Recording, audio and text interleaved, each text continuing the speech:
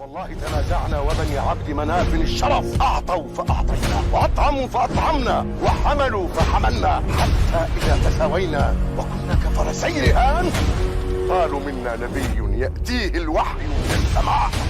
ما جاء بك الساعة متوشحا بسيفك؟ ألا تنتهي حتى ينزل الله بك قارعة؟ ويلي من فعل يا محمد.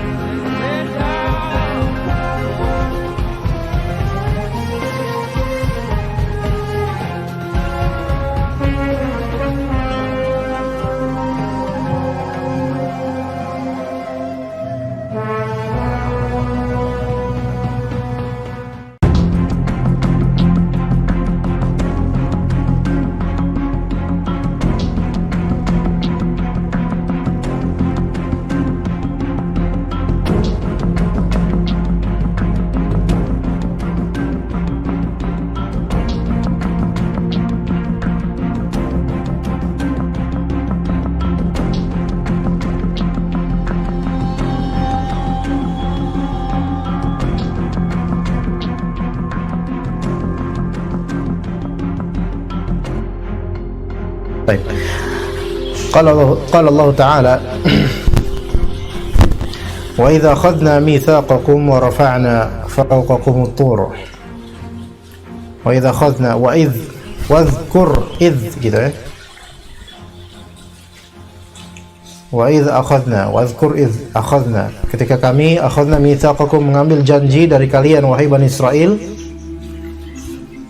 wa rafa'na fawqakum at-tur, dan kami angkat, rafa'na fawqakum, atas kalian, at-tur, tur, si tur bukit, namanya Sina, Tur Sina di sini. Nanti akan disebutkan oleh Ibnu Abbas ya apa maksud dari tur, insyaallah. Kemudian berkata, khudhu ma atainakum biquwwah, peganglah dengan teguh apa yang kami berikan kepadamu. Wadhkuru ma fihi la'allakum tattaqun. Udhkuru ma fihi, ingatlah selalu apa yang ada di dalam ma atainakum, yaitu Taurat, di dalam kitab itu, agar kalian bertakwa. Baik. Allah Ta'ala mengingatkan Bani Israel akan janji mereka kepada Allah untuk senantiasa beriman kepada Allah semata, yang tiada sekutu baginya, dan mengikuti para rasulnya. Surah Hujannya kedengaran kan? Enggak. Selain itu, Allah Ta'ala juga memberitahukan bahwa ketika mengambil janji dari mereka, Allah angkat gunung di atas atau bukit di atas kepala mereka, agar mereka mengakui janji yang telah mereka ikrarkan dan memegangnya dengan teguh, niat yang kuat untuk melaksanakannya serta tunduk patuh, sebagaimana firman-Nya di surat Al-A'raf ayat 71. Wa idh nataqnal jabala fawqahum ka'annahu dhullah wa dhannu annahu waqi'un bihim khudhu ma atainakum biquwwah wadhkuru ma fihi la'allakum tattaqun. Dan ingatlah ketika kami mengangkat gunung ke atas mereka, seakan-akan gunung itu naungan awan, jadi udah persis di atas mereka, dan sampai mereka yakin nih kayaknya gunung bakal jatuh menimpa mereka. Terus kami katakan kepada mereka, khudhu ma atainakum biquwwah wadhkuru ma fihi la'allakum tattaqun. Sama seperti Al-Baqarah. Pegang teguh apa yang telah kami berikan kepada kalian, serta amalkan apa yang disebut di dalam Taurat, supaya kalian menjadi orang bertakwa. Jadi perintah berpegang teguh atau i'tisam dengan kitab samawi itu sudah ada di zaman Bani Israel, dan tujuan dari itu semua adalah bertakwa. Maka dikatakan di sini Tur adalah gunung, sebagaimana ditafsirkan dalam surat Al-A'raf. Hal itu ditegaskan oleh Ibnu Abbas, Mujahid, Atha, Ikrimah, Al-Hasan Al-Basri, Abdul Haq, Rabi bin Anas, dan ulama lainnya. Dan inilah pendapat yang umum. Dalam sebuah riwayat dari Ibnu Abbas, Tur adalah gunung yang ditumbuhi pepohonan. Ini Tur. Sedangkan yang tidak ditumbuhi pepohonan tidak disebut sebagai Tur. Itu bedanya. Semua Tur adalah jabal, tapi tidak semua jabal adalah Tur. Tur adalah khusus yang ditumbuhi pepohonan. Menurut salah satu riwayat dalam Ibnu Abbas, dari Ibnu Abbas, dalam sebuah hadis mengenai fitnah dari Ibnu Abbas. Maksudnya di sini ta'liqnya sebuah hadis dari Ibnu Abbas mengenai fitnah, bukan sebuah hadis mengenai fitnah dari Ibnu Abbas fitnah, bukan ya. Jadi sebuah hadis dari Ibnu Abbas berkenaan dengan fitnah. Ketika mereka menolak berbuat ketaatan, maka Allah mengangkat gunung di atas kepala mereka supaya mereka mendengar. Sedangkan As-Suddi mengatakan, ketika mereka menolak bersujud, Allah Ta'ala memerintahkan kepada gunung untuk runtuh menimpa mereka. Ketika melihat gunung telah berada di atas mereka, mereka pun baru jatuh tersungkur dalam keadaan bersujud. Paham sih? Asli gak mau sujud nih, tapi kemudian Allah Ta'ala cabut gunung dan dilayangkan di atas mereka. Baru mereka mau sujud. Mereka bersujud dengan satu sisi dan melihat dengan sisi yang lain. Ya, gimana tuh? Itu pun mereka tidak sujud dengan apa? Dengan ikhlas. Maksudnya mereka sujud yang terpaksa, takut. Maka Allah pun merahmati mereka dengan menyingkirkan gunung itu dari mereka, karena zahirnya apa? Sudah sujud. Dan Allah Ta'ala lebih tahu bagaimana hati mereka masing-masing.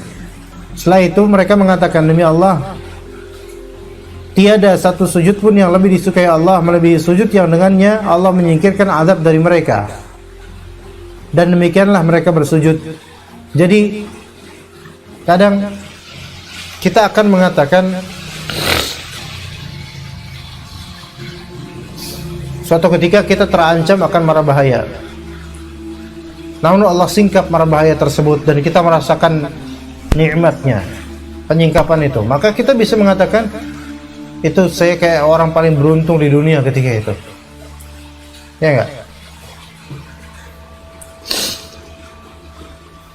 Mengenai firman Allah Ta'ala, khudhu ma atainakum biquwwah, peganglah dengan teguh apa yang telah kami berikan kepadamu, kepada kalian. Al-Hasan Al-Basri mengatakan ini adalah kitab Taurat. Kata Mujahid, amalkanlah isi yang dikandungnya. Jadi khudhu ma atainakum biquwwah, yaitu amalkan isi kandungan betul-betul dari apa yang kami berikan kepada kalian. Jadi mengambil Alkitab maknanya bisa dimaknai dengan apa? Amalkan itu. Maka orang yang tidak mengamalkan Alkitab, maka dia seperti menolak Alkitab. Qatadah mengatakan al-quwwah artinya sungguh-sungguh di sini. Khudhu ma atainakum biquwwah. Dan jika kalian tidak mengamalkannya, maka gunung itu akan aku timpakan kepada kalian. Karenanya mereka mau mengakui bahwa mereka akan berpegang pada apa yang telah diberikan kepada mereka dengan kuat. Namun jika tidak, maka Allah akan menimpakan gunung itu pada mereka. Abu Aliyah dan Rabi' bin Anas mengatakan, wadhkuru ma fihi, dalam ayat dari wadhkuru ma fihi, dan ingatlah selalu apa yang ada di dalamnya. Maka artinya baca dan amalkan apa yang terdapat di dalam kitab Taurat. Ya, dalam Al-Quran juga gitu, kita diperintahkan baca dan amalkan. Firman Allah Azza wa Jalla, "Tsumma tawallaitum min ba'di dzalik." Kemudian kalian berpaling setelah adanya perjanjian itu. Falaula fadlullah, sekiranya bukan karena karunia Allah Ta'ala. Baik, di sini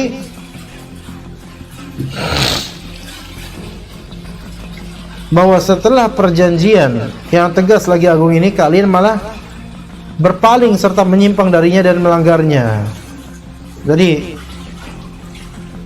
tetap aja ketika sudah Allah rahmati, Allah hilangkan gunung itu dari layangan, dari atas mereka, habis itu membangkang lagi gitu loh. Itu mental Yahudi itu. Nunggu terancam baru mereka mau taat. Falaula fadlullahi alaikum warahmatuhu lakuntum minal khasirin. Itu seandainya Allah tidak menerima taubat kalian, maka kalian akan termasuk orang-orang yang merugi di dunia dan di akhirat karena pelanggaran yang kalian lakukan terhadap perjanjian tersebut. Sekarang ayat berikutnya, walaqad alimtumul ladzina atadaw minkum fis sabti faqulna lahum kunu qiradatan khasiin. Bagaimana ceritanya di sini? Dan sesungguhnya telah kami ketahui orang-orang yang melanggar di antara kalian pada hari Sabtu. Ya. Lalu kami berfirman kepada mereka, kunu qiradatan khasiin. Ya. Jadilah kalian qiradah, monyet yang hina. Faja'alnaha nakalan lima baina yadayha wa ma khalfaha mau'izatan lil muttaqin. Maka kami jadikan yang demikian itu sebagai nakal, peringatan. Jadi nakal di sini artinya peringatan bagi orang-orang di masa itu dan bagi mereka yang akan datang. Lima baina yadayha, yaitu lima baina yaday tilkal hadithah. Ya, jadi peringatan untuk orang-orang ketika itu, wa ma khalfaha, dan peringatan untuk orang yang belakangan seperti sekarang. Wa mau'izatan lil muttaqin, dan serta menjadi pelajaran bagi orang bertakwa. Baik, kita lanjut. Allah berfirman, walaqad alimtum, sesungguhnya di sini walaqad alimtum artinya sesungguhnya kalian telah mengetahui. Kalian di sini khitabnya untuk orang-orang Yahudi di masa Nabi Muhammad SAW, karena mereka itu tahu sejarah nenek moyang mereka. Ya, ini kisahnya, wahai orang yang Yahudi, azab yang telah ditimpakan kepada penduduk negeri yang mendurhakai perintah Allah dan melanggar perjanjian yang telah diambil atas mereka agar menghormati hari Sabtu. Itu syariatnya ketika itu. Makanya hari liburnya orang Yahudi Sabtu, hari liburnya orang Nasrani Ahad, hari Id atau hari berkumpulnya kaum muslimin hari Jumat. Ajaibnya di Indonesia gimana? Liburnya malah Sabtu Ahad.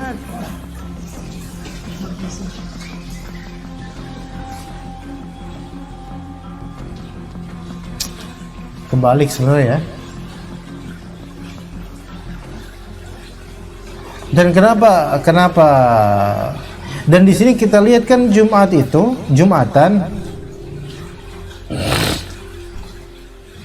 datang ke Jumatan kan ada pahalanya ya. Ada 5 fase momen. Yang paling awal saat ula, dia seperti sedekah apa? Unta, badanah, ya kan? Dan seterusnya sampai dia sedekah telur yang kelima. Semua kaum muslim Indonesia sedekah apa? Telur. Ngerasa jam 11 sudah datang, udah masih kosong, jam 11 lengang. Cuma ada setelan Al-Quran doang. Marbot ya paling awal tuh datang. Marbotnya pun jam setengah 11 datangnya. Itu dapat apa? Telur. Kalau antum mau benar-benar dapat unta, antum ke Mekah ke Madinah tuh insya Allah dari awal buka tuh, dari habis subuh lah sampai Jumatan. Iya. Terus udah gitu kerja lagi ya. Baru keluar jam 12 kurang. Makanya sebagian kantor kalau Jumat atau zuhur, waktu zuhur itu jam 11.50, mereka undur azan Jumatan baru jam 12 pas, menunggu para karyawan berkumpul. Ini mazhab sebagian orang Torik juga ini, karena agak mengakhirkan. Gitu.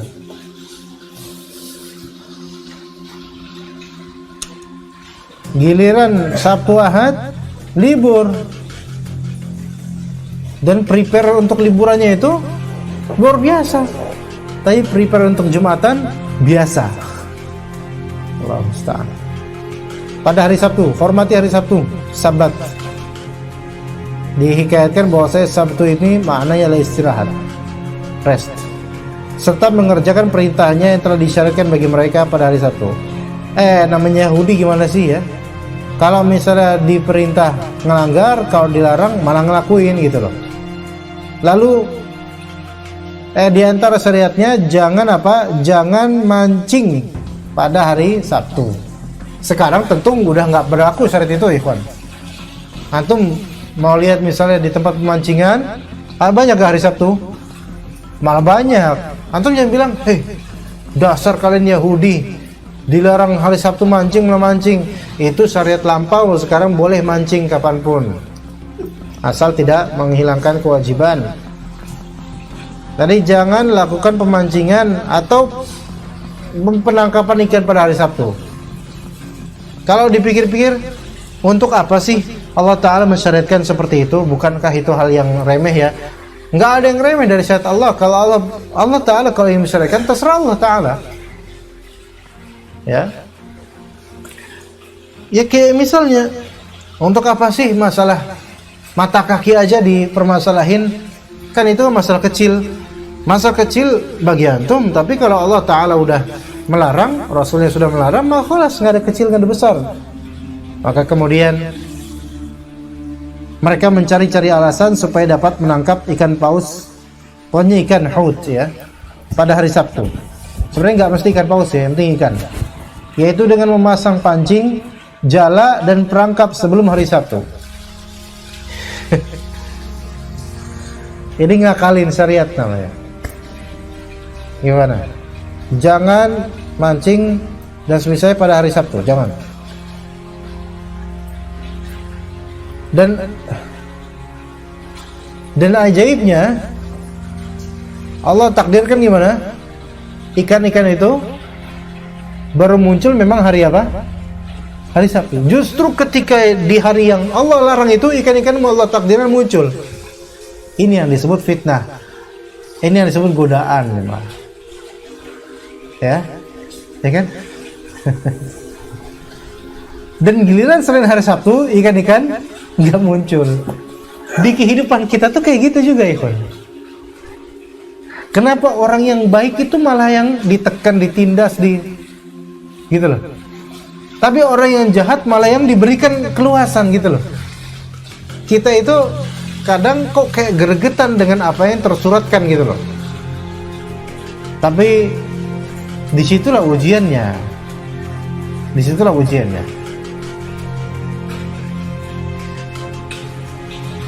Maka mereka mencari alasan supaya dapat menangkap ikan-ikan pada hari Sabtu, yaitu dengan memasang pancing, jala, dan perangkap sebelum hari Sabtu, entah Jumatnya, entah Kamisnya. Dan mereka tahu nih ikan-ikan ini online-nya pada hari Sabtu saja. Ajaib ya. Ada di zaman itu kayak gitu cuma. Kalau sekarang jadi khurafat. Ada ikan cuman di hari Jumat doang muncul. Ini nggak bisa kalau sekarang, nggak ada. Maka ketika ikan-ikan itu datang pada hari Sabtu dalam jumlah besar seperti biasanya, tertangkaplah dan tidak dapat lolos dari jaring dan perangkapnya. Entah berupa bubu atau apalah itu. Ketika malam hari tiba, setelah hari Sabtu berlalu, mereka segera mengambil ikan-ikan tersebut. Ya, hari Sabtu berlalu, mereka segera mengambil ikan-ikan itu. Jadi hari apa ya ngambil ikan? Hari Ahad ya, atau Senin. Tatkala mereka melakukan itu, Allah mengubah rupa mereka menjadi seperti kera, yaitu hewan yang mirip manusia, namun bukan seperti manusia sesungguhnya. Siapa? Oh, Masya Allah.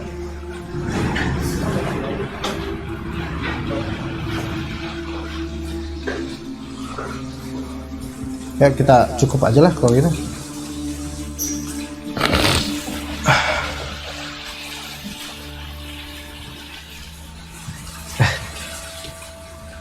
Ya, kita cukupkan sampai sini insyaallah ya. Kita baca doa kafaratul majlis. Pak Ade, Masya Allah, hujan Pak Ade. Masya Allah. Tadi gerimis sih. Duduk Pak Ade, kita mau selesai nih sebenarnya. Masya Allah, barakallahu fiik Pak Ade. Baik, kita lanjut.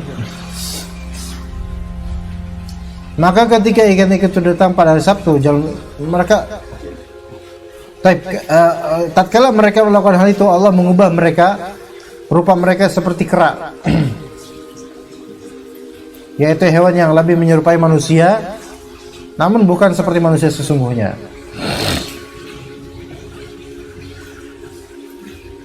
Demikian juga tindakan dan alasan yang mereka buat-buat yang secara lahiriah tampak benar tapi sebenarnya bertentangan.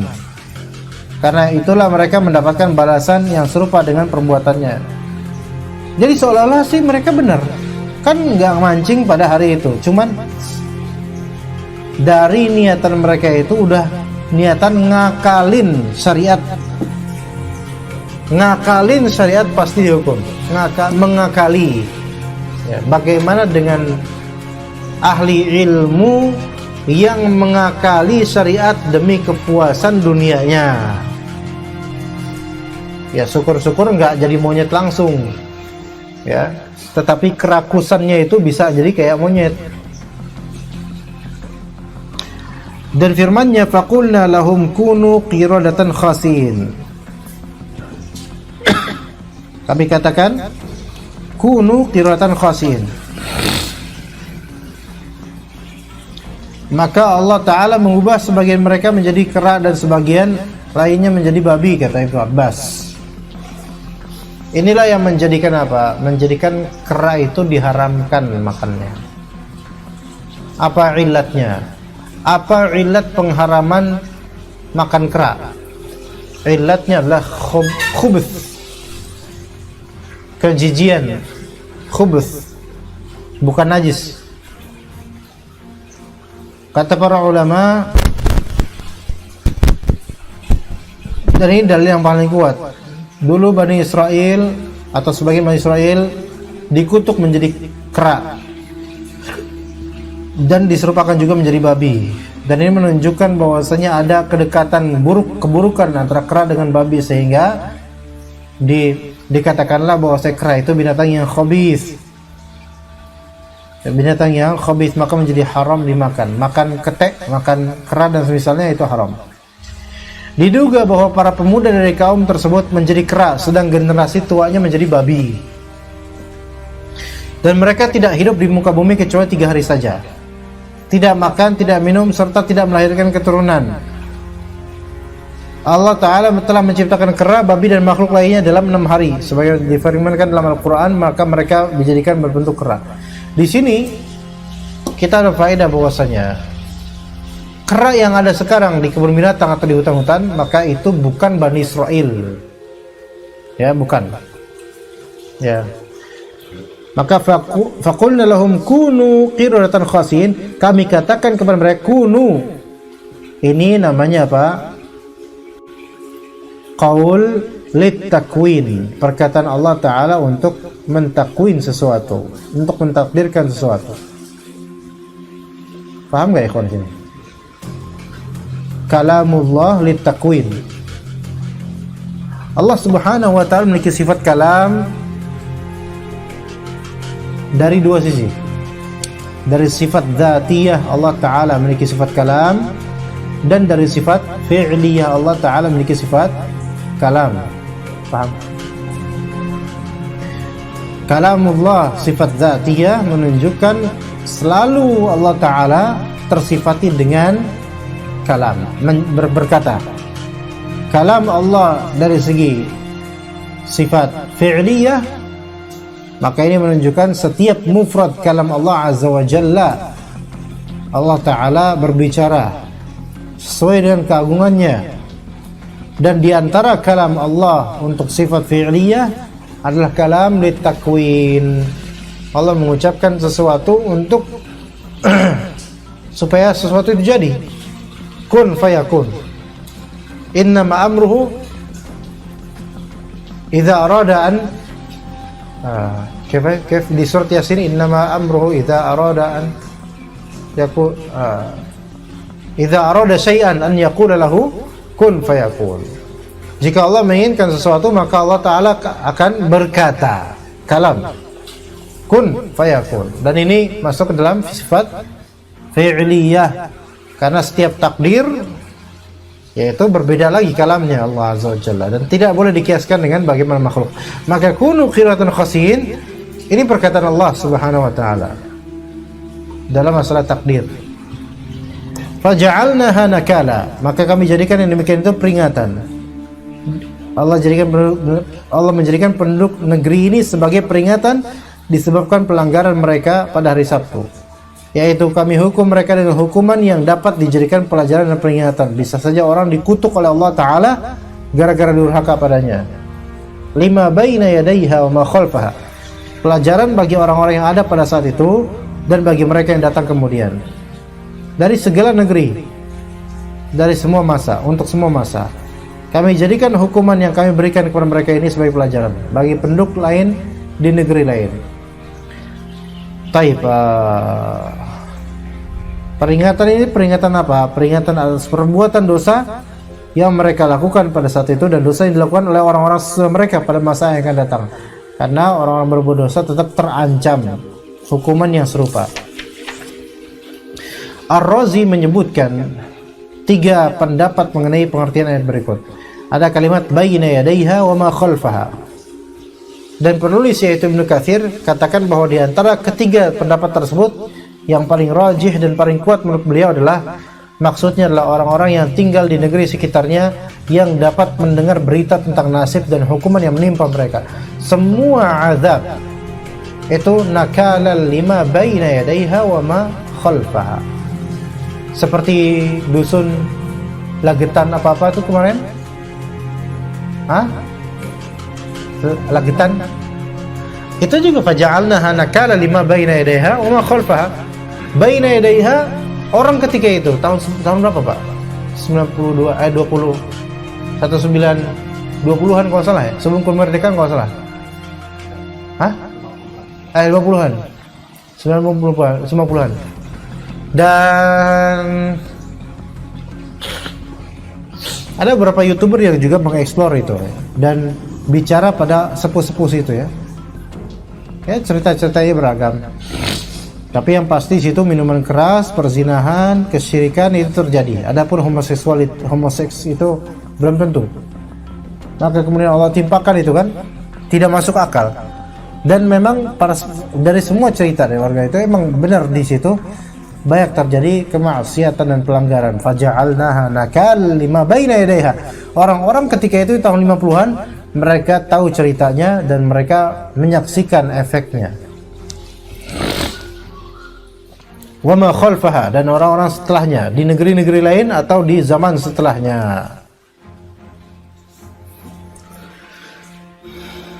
Jadi dapat mendengar berita tentang nasib dan hukuman yang menimpa mereka. Firman Allah Subhanahu wa taala surah Al-Ahqaf 27, "Wa laqad ahlakna ma haulakum minal qura." Dan sesungguhnya kami telah membinasakan negeri-negeri di sekitar kamu, wahai orang-orang musyrikin, orang-orang penduduk Mekah. Dan sebagaimana firman Allah Ta'ala, وَلَا يَزَالُ الَّذِينَ كَفَرُوا تُصِيبُهُمْ بِمَا صَنَعُوا قَارِعَةً. Dan orang-orang yang kafir senantiasa ditimpa bencana disebabkan perbuatan mereka sendiri. Dengan demikian Allah Ta'ala menjadikan mereka sebagai pelajaran dan peringatan bagi orang-orang yang masih hidup pada zaman mereka, sekaligus sebagai pelajaran bagi orang-orang sesudahnya dengan berita yang meyakinkan mutawatir tentang mereka. Seperti tadi dusun Lagetan. Ya, sampai tidak ada terpanjang apa tugunya.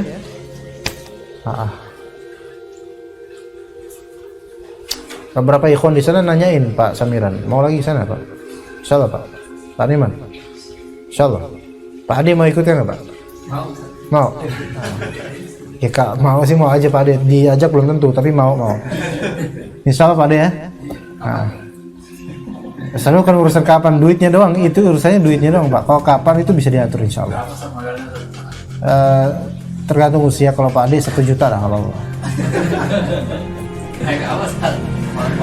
mobil. Daurah Pak di sana, daurah. Kita nggak ada daurah. Insya Allah mudah-mudahan Pak Ade ya.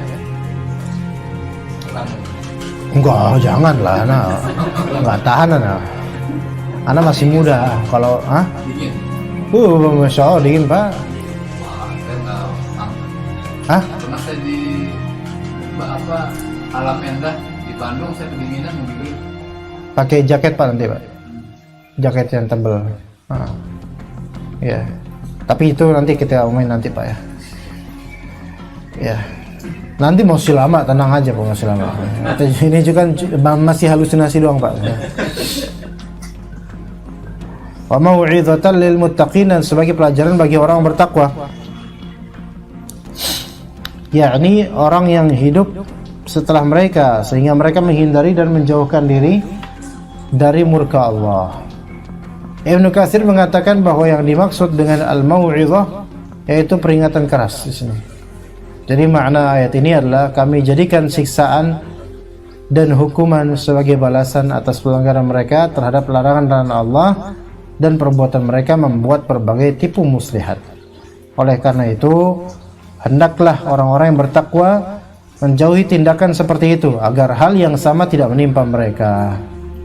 Yaitu jangan sampai udah Allah Ta'ala berikan hukum seperti ini haram, kita poles-poles supaya ya diakalin lah ya. Rasulullah SAW bersabda, la tartakibu martakabatil yahud fatastahillu maharimallahi bi'adnal hiyal. Janganlah kalian melakukan apa yang dilakukan oleh kaum Yahudi dengan cara menghalalkan apa yang diharamkan oleh Allah melalui tipu muslihat yang amat rendah. Jangan menghalalkan apa yang diharamkan oleh Allah dengan tipu muslihat yang amat rendah.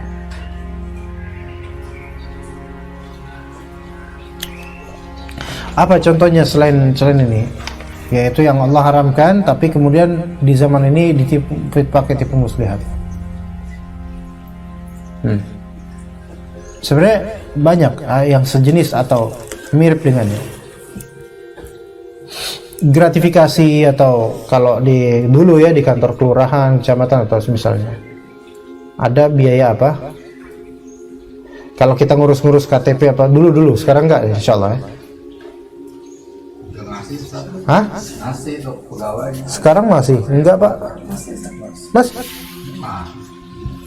Apa istilahnya apa bagi mereka? Uang apa? Ya, kayak gitulah. Ini nih hilah sebenarnya. Enggak, uang apa ya? Ya uang gitulah, uang. Ya hilah. Ingat Nabi SAW juga pernah mengatakan yang maknanya barang siapa yang menolong seseorang kemudian dia menerima hadiah darinya,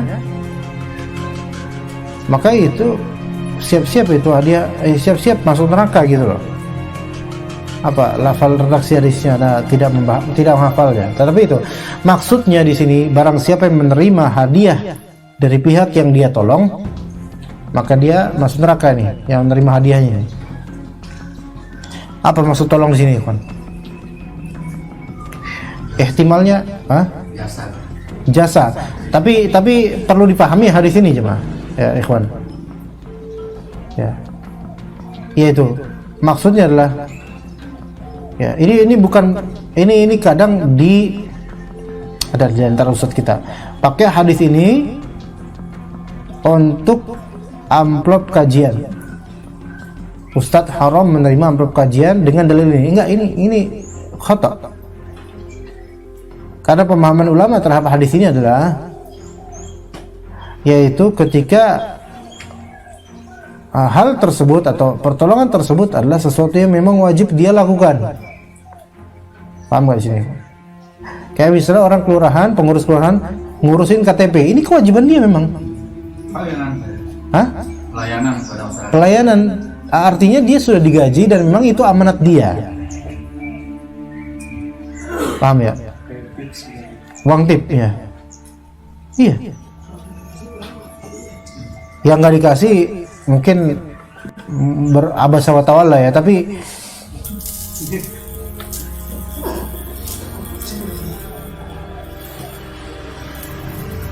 iya. Ini kayak gini bakal meledak kan kira-kira? Biasanya, jangan gitulah Pak.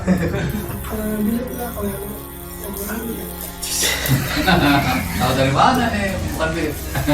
Ada mereknya. Ya pokoknya begitulah. Ustaz, itu bukan kebijakan kelurahan atau kecamatan, Ustaz? Yang apa Pak? Tadi kalau kita urus surat di kelurahan, terus katanya bayar gitu kan? Hatta kebijakan Pak Lurahnya itu nggak boleh tetap Pak, nggak bisa Pak, karena bukan Pak Lurah yang ngurus gituan gitu. Itu tuh kewajiban petugas itu, maka mengadakan sunduk box, entah kupon, entah apa untuk dimasukin duit, ya, gitu ya. Itu masuk ke dalamnya. Nah, sudah digaji itu Ustaz. Sudah digaji pertama. Itu masuk ke dalam hadiatul ummal namanya. Hadiah terhadap pekerja yang sudah dikontrak. Haram. Ini masuk satu sisi ya. Atau versi kedua, sesuatu yang dia menawarkan diri untuk menolong, sukarela, dan dia mengambil hadiah darinya, menawarkan diri. Paham? Misalnya apa ya? Misal Pak Zamiran butuh penyewaan mobil misalnya. Tolong Ustaz, Anda mau ke ini misalnya. Tolong cariin ikhwan yang bisa ngedrive buat Anda. Tapi kan enggak itu terus Anda menawarkan diri. Enggak, afwan. Anda menawarkan diri. Antum mau enggak Anda bantu? Apapun itu. Antum mau enggak Anda bantu? Anda bantu yuk sini. Ya. Dah dibantu. Pas dibantu udah. Terus Anda ngasih anak hadiah. Anda nggak boleh ngambil. Itu pemahaman kedua dari hadis itu yang benar. Anda menawarkan diri nih. Anda menawarkan diri Pak ya. Dan tidak ada deal ijarah atau jualah atau apa, nggak ada deal. Cuman emang Anda pengen bantu aja. Nah kan sebagai terima kasih dia ngasih Anda sesuatu hadiah karena telah bantu. Anda telah bantu. Nggak boleh dia, nggak boleh. Kecuali misalnya kalau misalnya antum minta bantuan Ana, Asal Miran, Ustaz tolong bantuin Ana gini-gini nih. Ya, atau misalnya Ana nih rumput nih, hilang. Misalnya, Putra, tolong dong iniin ilalang di lalap satu persatu gitu. Akhirnya dibantu kan? Yang minta kan Ana, bukan dia yang menawarkan sendiri gitu loh. Nah kalau yang minta Ana, maka nggak apa-apa nak kasih hadiah, nggak haram. Tapi kalau yang nawarin Putra, Ustaz boleh nggak Ustaz Ana ini habisin ini ilalangnya Ustaz? Fadol. Dihabisin sama Putra, dilalap satu-satu sama sambal. Terus habis itu Ana kasih hadiah, Putra nggak boleh ngambil hadiah itu. Itu makna kedua ya. Makna pertama hadiatul ummal, hadiah untuk pekerja yang kewajiban dia melakukan itu. Yang kedua ini, yang tadi ya, hadiah terhadap orang yang menawarkan jasa tanpa ada akad. Gimana? Bisa dipahami nggak Pak? Nah di kajian-kajian biasanya yang ngundang siapa? Panitia. Ya Pak Ade ya, panitia. Ustadznya datang ngajar, maka panitia ngasih amplop, boleh nggak? Boleh, tidak masuk ke dalam hadis ini, bukan. Ini salah kalau masukin ke hadis ini, berarti nggak ada boleh hadiah sama sekali dimanapun. Jangan cuma direfleksikan di masalah taklim saja dong, di semua masalah nggak boleh ada hadiah. Nah, pokoknya semua jasa nggak boleh ada hadiahnya. Oh gitu, salah pemahaman. Ya gitu ya. Kecuali misal Ana bilang ke DKM Imam Muslim, bukan yang satunya, bukan, kayaknya nggak bakal bisa. Misal siapa Pak siapa ya, Pak Fulan ya. Pak Ana mau nih Pak, ana nawarin diri ngajar di situ, ngajar misalnya akidah tahawiyah Pak. Tiap hari ini subuh misalnya. Oh fadol Ustaz, fadol Ustaz. Oke. Ana ngajar. Taib. Gak enak nih di DKM kemudian kan, ana ngajar di situ sejam, nggak dikasih apa-apa. Dikasihlah kemudian amplop, boleh nggak? Nggak boleh. Kenapa nggak boleh? Di mana? Karena Anda menawarkan diri untuk menolong mereka, untuk berilmu gitu loh. Jadi orang yang nawarin diri itu nggak boleh ngambil apa-apa dari apa yang dihadiahkan kepadanya berkat dari jasa dia, nggak boleh, karena dialah yang menawarkan diri gitu. Paham? Makanya penghasilan politikus itu nggak ada yang halal. Mereka menawarkan diri untuk mengurus rakyat dan mereka mendapatkan hadiah dari itu. Jangan digaji gitu saja. Kalaupun digaji negara Pak, dan itu mereka nggak boleh nawarin diri. Nggak ada dalam syariat Islam itu dilarang menawarkan diri untuk menjadi pemimpin, nggak ada. Itu di syariat agama selain Allah, selain agama Allah. Gitu. Yang menawarkan diri jadi anggota dewan harusnya bukan menawarkan diri tapi dipilih kali saja. Ya, itu pun yang milih siapa? Nah kan gitu. Nggak ada Pak di Indonesia, di demokrasi itu nggak ada yang nggak nawarin diri, pasti harus nawarin diri. Makanya muskilah kan, nawarin diri, tapi pengen digaji dan besar gajinya, belum gratifikasinya, belum korupsinya, belum nilapnya, belum bisnisnya di dalam itu. Masya Allah. Mungkin kalau kita tahu di dalam itu keluar kita kayak naudzubillah min dzalik, kotor sekali. Itu ya pemahamannya terhadap itu. Pertama, hadiatul ummal, orang yang sudah punya kewajiban maka nggak boleh kita kasih hadiah, itu bisa neraka buat dia hadiah tersebut. Ya kata Nabi SAW, kalau kamu terima hadiah tersebut neraka buat kamu. Kenapa? Dibawa oleh ulama pemahamannya ini, imma dia adalah amil yang resmi yang nggak boleh dapat fee atau tip ya, atau dia yang memang menawarkan bantuan. Kita misalnya ada ibu-ibu bawa ini gede ya, bawa apa namanya, belanjaan. Nah belanjaan, Bu saya bawain ya Bu ya. Oh makasih ya Dek ya, kita bawain sampai rumahnya. Terus dia ngasih apa biasanya? Ngasih duit gitu, nggak boleh. Nggak boleh. Oh berarti kalau di mal-mal tuh jasa anak-anak muda itu minta bawain barang nggak boleh? Nggak boleh kecuali kalau abis itu diakadin, akad.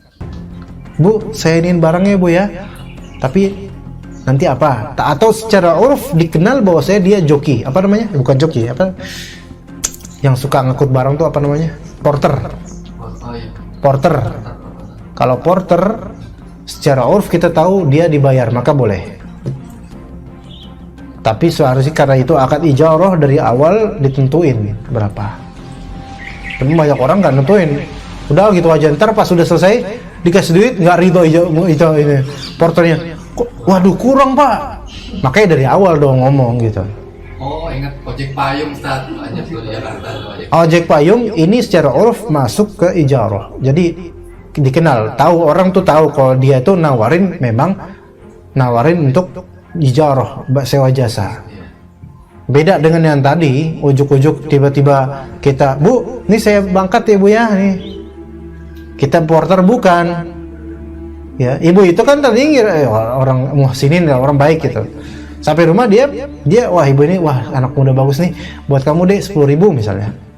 Nggak boleh dia mau diambil begitu, kecuali yang secara urf memang dikenal sebagai porter atau misalnya ya bukan porter ya, sewa jasa lah pokoknya, boleh begitu ya. Bagaimana dengan Mr. Ogah, Pak Ogah di jalanan, di pertigaan Jatimurni, Gang Jengkol? Itu kalau motor tuh dicuekin sama dia, mobil baru dia tuh, prit gitu. Nah, dia niat bantu orang nggak dia tuh? Hah? Enggak, cari duit, ya kan? Buktinya kalau motor Anda selalu dicuekin. Tapi kalau Anda pakai driver praprit ya, gitu kan? Apa hukum memberi hadiah buat dia? Inilah dilematis. Kita nggak ngasih, dia berjasa, nggak ada dia juga bakal runyam urusan, tapi dia juga nyomot lahan yang tidak untuk dibisniskan di atasnya gitu loh. Ini dilematis, perlu peraturan pemerintah yang tegas untuk ini. Ada lagi Ustaz. Kenapa? Polisi juga di situ. Polisi? Di polisi ada Ustaz, di contohnya di Jatiwaringin. Hah? Polisi ada di situ tapi tetap mau nggak ada. Ya itu namanya syarikah kerjasama. Kan harusnya udah ada tugasnya resmi kan polisi ya. Iya. Itu. Mau nggak? Kita kan di Wakanda Pak, ini emang susah Wakanda. Nah, ya gitulah. Ini kalau pas polisi itu jadi beringin tetap tol. Ya khair. Takutnya polisi ada yang dengar nih. Ya, cukup sampai sini aja insyaallah. Wassallallahu ala nabiyina Muhammad wa ala alihi wa sahbihi ajma'in. Subhanakallahumma bihamdika asyhadu an la ilaha illa anta astaghfiruka wa atubu ilaik. Wassalamu alaikum warahmatullahi wabarakatuh.